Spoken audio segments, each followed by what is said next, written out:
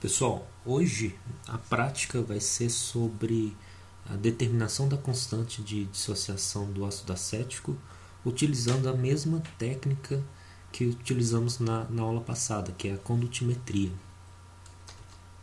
Então, antes de a gente começar a discutir um pouco sobre o procedimento experimental, seria legal que a gente relembrasse um pouquinho sobre como que é o equilíbrio de um ácido quando ele é dissolvido em água, no caso o ácido acético, que é o que a gente vai estar trabalhando. Então, quando a gente coloca o ácido acético em água, a gente vai ter esse equilíbrio aqui, né? Então, a molécula de ácido acético vai reagir com uma molécula de água, formando então um acetato, que vai estar indicado como AC-, né? E mais o íon hidrônio, né? que seria a água que recebeu o próton do ácido acético.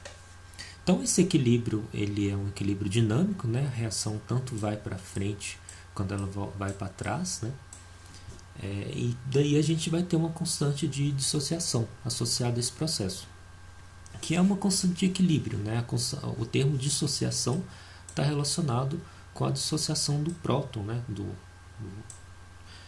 do ácido mesmo, né? Formando o hidrônio. Então a gente tem essa constante de dissociação, que é a constante de equilíbrio, que vai ser dada pelo produto da concentração dos produtos, que seria então a concentração do acetato vezes a concentração do íon hidrônio, dividido pela concentração inicial do ácido, né, a concentração analítica do ácido que foi dissolvido na água. E a concentração da água aqui, como ela está em excesso, ela não vai mudar muito, então ela acaba que nem entra aqui. Então, quando a gente pensa no ácido acético, vem logo em mente a questão de ser um ácido fraco, né? É um ácido que a gente é conhecido por não se dissociar 100%. E como que a gente mede isso? A gente mede isso através do grau de dissociação, que é definido em termos... Tem essa equação aqui da definição do grau de dissociação, que é basicamente a razão entre a quantidade de íons que foi dissociado. Então a concentração de íon acetato é uma medida do quanto que dissociou, certo? Dividido pela concentração desse íon acetato que está na solução, ou seja, do quanto que dissociou, mais o quanto que não dissociou, que é a concentração do ácido acético presente na forma de ácido acético mesmo, né? Então é a concentração total de íons dissociado dividido pela concentração total das moléculas presentes. Esse termo aqui seria igual à concentração inicial do ácido acético, né? Então é a fração do quanto que dissociou. Então, se o ácido é fraco, a gente vai ter que esse alfa vai ser menor que 1, porque grande parte do ácido não vai dissociar, certo? Então esse acetato aqui em geral vai ser uma quantidade pequena, não vai ser o máximo possível, né? Que se fosse um ácido forte, a concentração desse acetato seria exatamente igual à concentração do ácido dissolvido.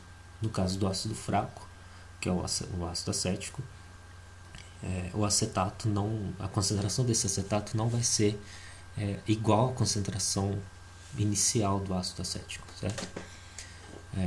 Então isso aqui são coisas básicas, né, em relação a conceitos envolvendo ácidos fortes e ácidos fracos. Então, se a gente juntar essas duas equações aqui, a gente consegue chegar nessa relação aqui entre a constante de dissociação, que é o Ka, né, a constante do ácido. Você vai ver que ela depende tanto do grau de dissociação quanto da concentração, certo? Então, se a gente conhece o grau de dissociação e a concentração, a gente consegue calcular a constante de equilíbrio. Então, veja que existe uma relação aqui envolvendo a constante de equilíbrio, o grau de dissociação e a concentração.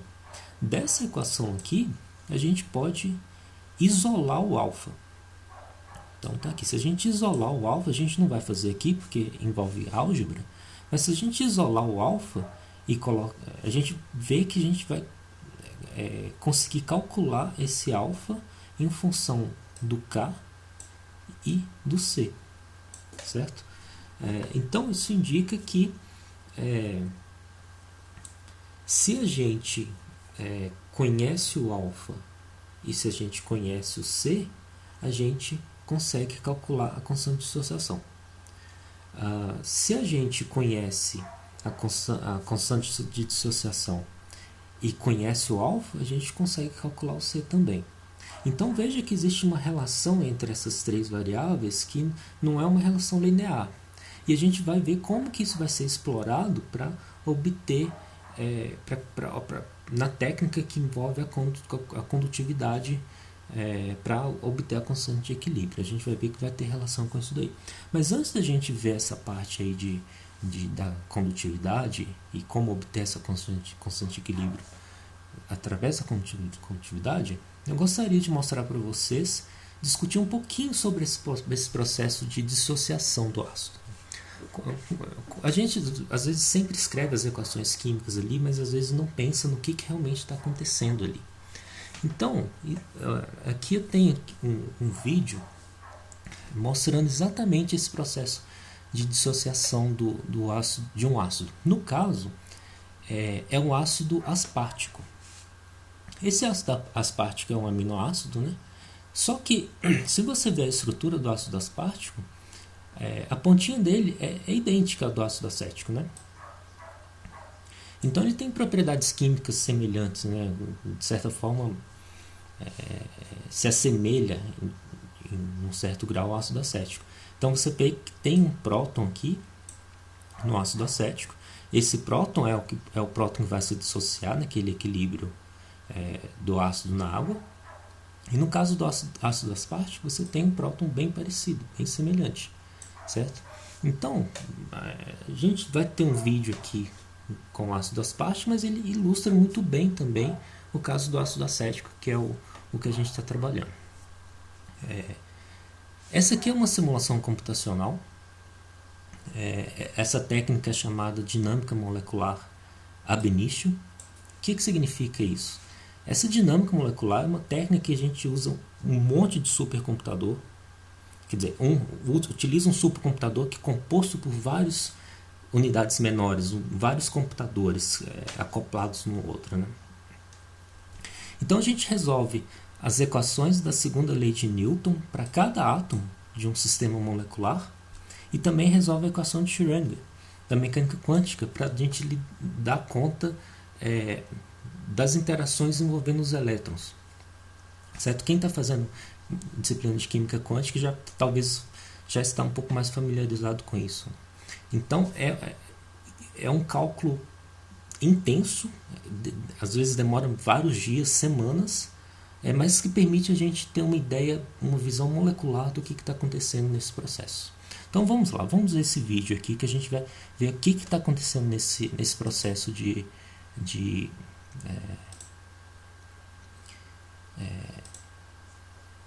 esse processo de dissociação. Bom, então o título do vídeo aí é transferência de próton, né?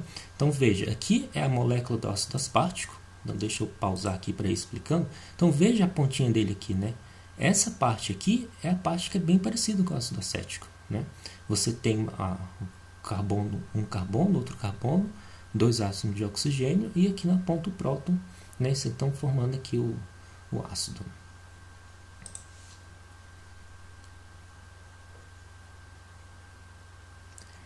Então, essa molécula de ácido aspartico ela vai estar imersa numa solução.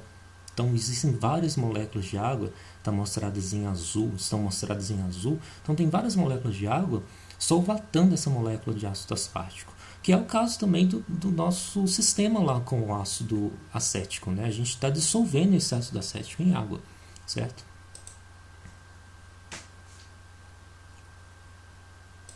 Então, essa aqui é uma outra visão, ele está simplesmente colorindo as moléculas, é uma visualização para a gente ver o processo de dissociação do próton, certo? Então, as várias águas estão aqui meio em preto, né? Só que algumas águas estão coloridas aqui para a gente visualizar.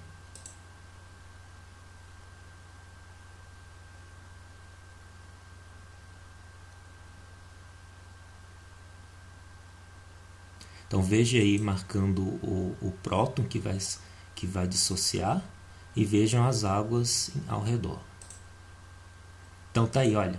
Isso aí é um movimento molecular, é a dança das moléculas. Então esses movimentos é um movimento devido à temperatura.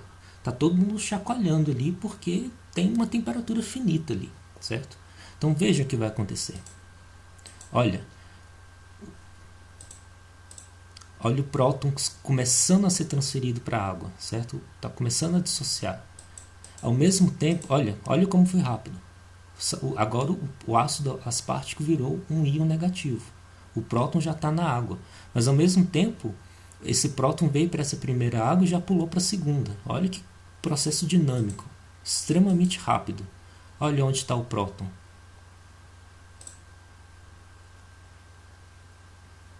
Olha como o próton vai se transferindo entre as moléculas de água. Olha onde ele já está. Ele já está aqui em cima. Ele saiu daqui, veio pulando através de ligações de hidrogênio. Então a água recebe um próton de um lado e doa outro pelo outro lado. E assim o próton vai sendo transferido. Então, se vocês lembrarem da última aula, que o professor Carlos falou que o próton e o íon hidróxido, né, eles têm uma condutividade muito alta, né, eles dominam a cena, né, então eles se movem muito rápido, né, então você veja que quando se tem um próton na água, esse próton vai se movimentando através das águas, né, é o que a gente chama de mecanismo de Grotthuss. Ele vai pulando de água em água, ele não vai com uma carga como se fosse um íon se movendo ao longo da solução. Ele vai pulando de água em água. O próton inicial, veja, o próton inicial do ácido aspartico ele está aqui, ó, certo? Só que o branco aqui, tá vendo? Enquanto que o hidrogênio dessa água laranjada pulou para a água verde, enquanto o hidrogênio da água verde pulou para da água vermelha, enquanto da vermelha pulou para a água azul e ficou na azul. Então, né? Veja que aqui está um próton compartilhado. Veja então essa situação dinâmica, né? A forma como o próton vai sendo transferido, né? Ele não é o próton que vai sendo aquele próton inicial, ele não vai sendo transferido, ele vai induzindo uma cadeia de transferência de carga ao longo dessa rede de ligações de hidrogênio. Então, vou colocar aqui de novo só para ver esse vídeo novamente. Então, tá aí as águas, a molécula de ácido aspartico.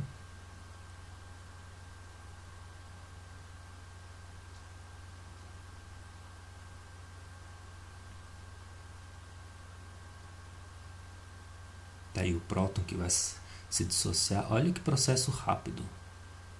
Olha, dissociou. Enquanto o próton está viajando aqui. Eventualmente esse próton vai voltar. Depois ele vai sair de novo, é um processo dinâmico. Então o equilíbrio químico é sempre um processo dinâmico, né? Então é isso. Então essa é a visão molecular que eu gostaria de deixar, de mostrar para vocês terem uma ideia do que está acontecendo no nível microscópico de um equilíbrio químico, né? De um equilíbrio de transferência de prótons, um equilíbrio de dissociação de um ácido, certo?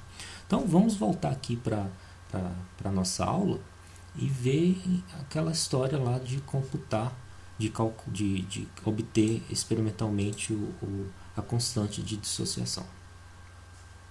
Deixa eu passar aqui, acho que está dando um problema aqui. Agora foi. Então, o que a gente vai então lidar com condutividades. Então, antes da gente começar a discutir a relação da condutividade e da constante de equilíbrio, eu gostaria apenas de definir aqui a questão de o que é condutividade equivalente, que a gente vai discutir bastante nessa aula. Condutividade equivalente é simplesmente a condutividade do eletrólito, então você mede lá a condutividade de uma solução eletrolítica, dividido pela concentração dessa solução, certo? Então é isso. E aí tem um fator de 10 a terceira aqui por conta das unidades aqui, que geralmente a concentração no caso aqui em equivalentes por litro, E aí você coloca um 10 a terceira aqui para corrigir para centímetro cúbico. Tá? Então isso aqui é só um fator de conversão de unidades. Tá? Então a condutividade equivalente então, é como se fosse uma condutividade específica, né, da solução. A condutividade dividida pela concentração dessa solução. Então vamos pensar o seguinte, imagina que o nosso ácido fosse forte, ou seja, ele se dissociasse 100%, e a gente medisse a condutividade desses íons.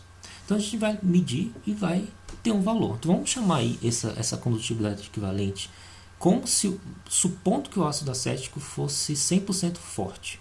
A gente vai chamar isso de lambda linha na concentração C. Tá? Só que a gente sabe que a condutividade, o ácido acético não se dissocia 100%. Existe um grau de dissociação. Tá?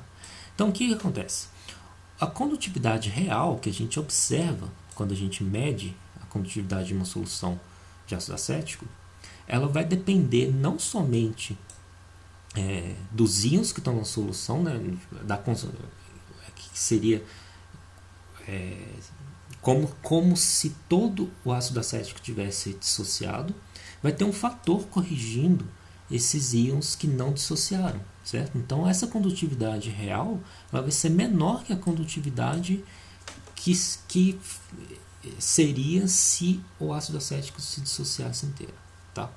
Então, por conta desse alfa, a condutividade equivalente de um ácido fraco ela vai depender da concentração e da constante de dissociação. Lembra do slide anterior que a gente falou que o grau de dissociação ele é uma função, ele pode ser escrito em termos da concentração e da constante de dissociação? Então, por conta dessa relação aqui, a gente vê que existe uma dependência entre a condutividade que a gente mede e o grau de dissociação. O grau de dissociação, por sua vez, está relacionado com a concentração e com a constante de dissociação. Então veja que existe um link entre a condutividade e a concentração e o que a gente quer obter, que é a constante de dissociação. Então essa é a base aqui do que a gente vai fazer nessa aula prática. Tá? Então, como que é essa relação entre a constante de dissociação e a condutividade? Essa relação ela é dada pela lei da diluição de Ostwald.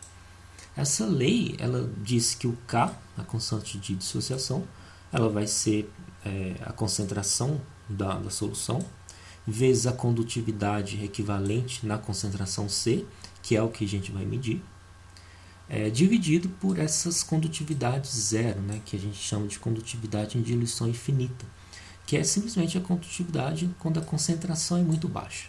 Tá? Esse valor aqui geralmente é tabelado, isso vai ser dado como... essa tabela vai ser fornecida para vocês na prática. Tá? Então, utilizando essa equação aqui, você tem como obter a constante de dissociação se você conhecer a concentração e se você conhecer a condutividade daquela solução. Tá certo? Então essa é a ideia do que a gente vai fazer aqui. Então isso aqui já foi comentado em mais detalhes semana passada pelo professor Carlos. Né? Isso aqui é o condutivímetro disponível no laboratório do Departamento de Físico-Química. Então a gente tem aqui o equipamento, né, o eletrodo, a gente vai inserir esse eletrodo aqui, tem um polo positivo e polo negativo dentro da solução. Isso a gente vai ter uma leitura aqui do valor da condutividade da solução, tá certo? Então, numa foto maior aqui, né, tem um leitor aqui, onde a gente vai conseguir ler o valor da condutividade. Então, qual que é o procedimento experimental? A primeira coisa que a gente vai fazer, que vocês vão fazer, né, são preparar 4 soluções de ácido acético. Como vai ser isso? Vai pegar uma solução concentrada na concentração de 1 normal, né? E aí a gente vai fazer diluição sucessiva. Então vai preparar 4 soluções de concentração 0,1, concentração 0,05, concentração 0,01 e concentração 0,05, certo? Então são 4 soluções de ácido acético em diferentes concentrações. Depois disso, vocês vão medir a condutividade da água e da temperatura. Tá? Vocês vão ver por que precisa dessa condutividade da água mais para frente, aí no próximo slide. Então, é a condutividade de uma solução de água. Como existe íons numa água destilada, né, íons hidrônio e hidróxido, então você precisa medir essa condutividade da água e descontar ela da condutividade da solução para você ter o valor da condutividade devido ao ácido acético, certo? E não devido ao equilíbrio da água, tá? E vai medir a temperatura também, porque os dados de condutividade dependem da temperatura. E por fim, vocês vão medir a condutividade das soluções de ácido acético que vocês vão preparar aqui, né? Essas 4 soluções aqui. Então, basicamente é isso. Então, voltando aqui um pouquinho nas equações, então vocês vão utilizar essa equação para obter a constante de dissociação, que é a lei da diluição. Então, são 4 concentrações, né? 4 soluções, então vocês vão obter essa constante de equilíbrio para 4 medidas diferentes, tá? E esse lambda C vocês vão medir com o condutivímetro, tá? O lambda 0 é tabelado, tá? Mas só que vocês não vão obter exatamente o lambda C do condutivímetro, que é a condutividade equivalente, né? Como foi dito lá atrás, a condutividade equivalente é dada por essa equação aqui, onde C é a concentração e o Q é a condutividade do eletrólito, certo? É isso daqui que, não exatamente isso ainda, mas isso aqui está mais próximo do que vai ser medido, tá? Então, o que é a condutividade do eletrólito, que é dada pela condutividade da solução menos a condutividade da água. Isso aqui sim é o que vai ser medido. Então, vocês vão medir isso daqui nas 4 soluções, vão medir o Q da água para a água destilada, certo? E com isso vocês vão obter esse Q, que é o Q do eletrólito. E aí vocês vão obter o lambda C, e com o lambda C, usa essa equação aqui para obter a constante de associação. Tá certo? Então, os dados vão ficar reunidos numa tabela como essa. Então, vocês têm nessa coluna aqui as concentrações, as 4 soluções. Aqui são as medidas que foram feitas no laboratório anteriormente. Então, esse aqui é o que vocês iriam fazer caso estivessem no laboratório, certo? Que é medir a condutividade da solução. Então, com essa condutividade da solução, vocês vão obter a condutividade do eletrólito, que é a condutividade da solução menos a condutividade da água. Então, vocês vão preencher essa tabela. Com esse valor de Q, vocês vão obter o lambda C através, que é a condutividade equivalente, né? Então, vão dividir o Q pela concentração. E depois vai utilizar aquela equação da constante de equilíbrio, constante de dissociação, para obter 4 valores da constante de dissociação. Esses valores é para ser bem parecido, né? Porque a constante de equilíbrio é uma constante, né? Então, em princípio, deveriam ser iguais esses dados, tá? Mas possivelmente não vai ser, né? Porque tem alguns errinhos ali e tudo mais, né? Vocês vão discutir um pouco isso aí, certo? Então é isso. Então, essa que é a ideia aí do experimento, né? E vamos só então discutir um pouquinho o relatório, apesar da gente já ter discutido bastante aqui nessa parte. Então o relatório é parecido com os anteriores que vocês já fizeram. Então tem aqui uma introdução, né, uma breve introdução explicando o que a gente acabou de discutir na aula aí. Então as equações, o valor de Q, tem uma fotinha aqui do equipamento, que possivelmente o professor Carlos foi lá medir, tirar essa foto, né? Então está aqui o eletrodo imerso na solução, né, para fazer as medidas. E está aqui o procedimento experimental que a gente discutiu. Além do que estava no slide, nesse relatório aqui está falando aqui de usar uma solução de KCl para calibrar o aparelho, né? Então, tem uma solução de KCl, vocês vão medir a condutividade dessa solução, só que essa condutividade já é conhecida, é tabelada, né? Então, você vai utilizar isso para calibrar o aparelho. Feito isso, é só medir a condutividade da água e depois das soluções e obter os dados e fazer o tratamento dos dados, certo? Então, todos esses resultados que foram fornecidos para vocês foram obtidos a 25 graus Celsius. Então, essa informação vocês vão utilizar para obter a condutividade em diluição infinita do ácido acético. E a condutividade da água foi determinada também, que tem esse valor aqui, 3,31 × 10⁻⁶, tá certo? Então, está aqui a tabela, que é parecida com o que estava no slide, e pede para você calcular a constante de dissociação e comparar o resultado com a literatura e fazer essas discussões como de costume, fazer pequenas pesquisas na internet e tudo mais, tá certo? Então é isso, pessoal. Aqui tem a tabela, né, que eu tinha mencionado, a tabela da condutividade do ácido acético em diluição infinita em diferentes temperaturas. Como a gente está fornecendo dados a 25 graus Celsius, então esse é o valor da condutividade do ácido acético em diluição infinita, que é o lambda 0, 390, certo? E aqui é a tabela da condutividade do KCl, que vocês utilizariam para calibrar o equipamento, certo? Então é isso, pessoal. Até mais.